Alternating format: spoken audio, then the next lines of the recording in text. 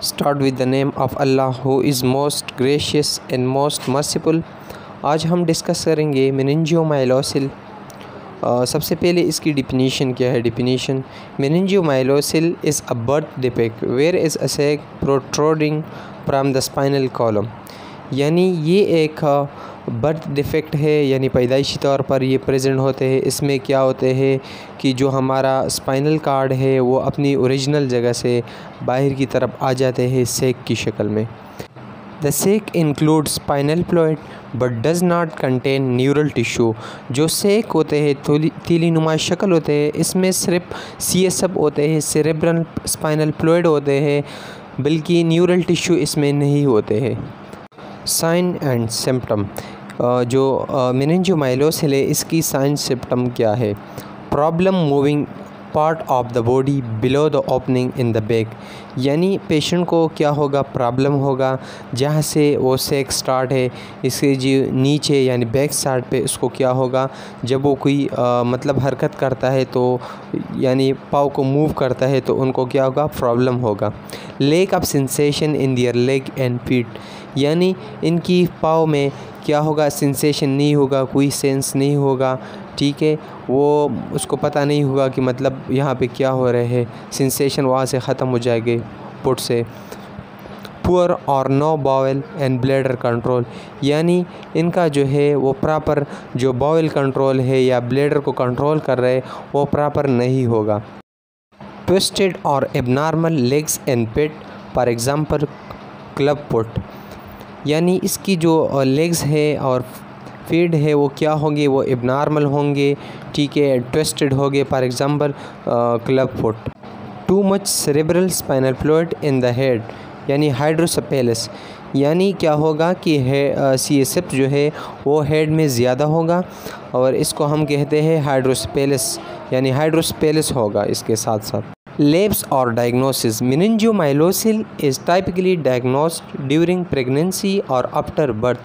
meningiomylosis जो है वो टाइम ऑफ प्रेगनेंसी के टाइम पे भी आप जो है वो आइडेंटिफाई कर सकते हैं, डायग्नोस कर सकते हैं, और बर्थ जब बच्चा पैदा हो जाते हैं इसके बाद भी आप कर सकते हैं।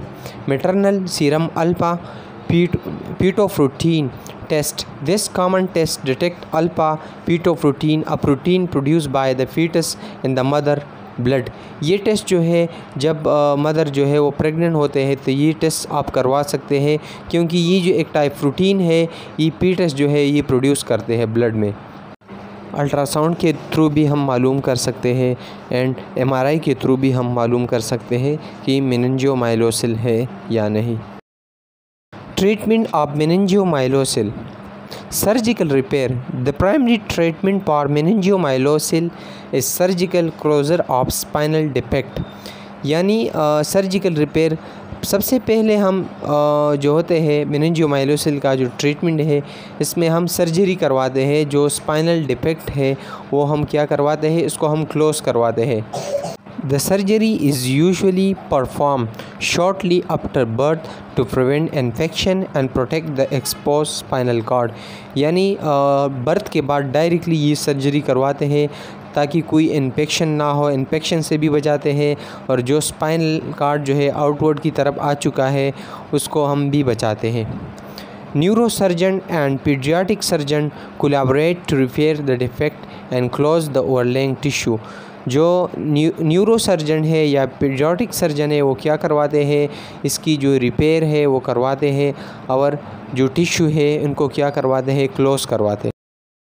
Shunt replacement: some meningiomayosis patient might develop hydrocephalus, a condition characterized by the accumulation of cerebral spinal fluid in the brain।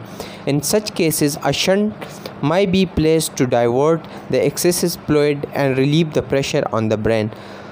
दिन इसके बाद हम सेकंड चॉइस पे हम क्या लगाते हैं, शंट रिप्लेस करते हैं। हमने पढ़ा था कि मेनिंजियोमाइलोसिस का जो पेशेंट होते हैं उसका क्या होता है, हाइड्रोसेफेलस होते हैं। अगर बहुत ज़्यादा CSF जो है वो ब्रेन में स्टोर होते हैं या जमा होते हैं तो वो क्या काज करते हैं, hydrocephalus.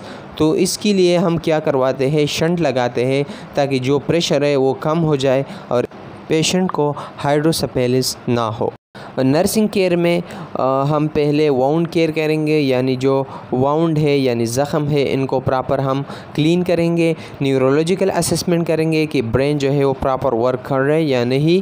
Bladder and bowl management करेंगे, प्रॉपर कैथेटराइजेशन करेंगे। स्किन केयर करेंगे, ठीक है, ताकि इसकी इंटीग्रिटी जो है वो बरकरार रहे। और फीडिंग एंड न्यूट्रिशन करेंगे, प्रॉपर इनको खुराक देना है, इनको प्रॉपर जो है वो फीड करवाना है ताकि वो हेल्थी रहे। Thank you.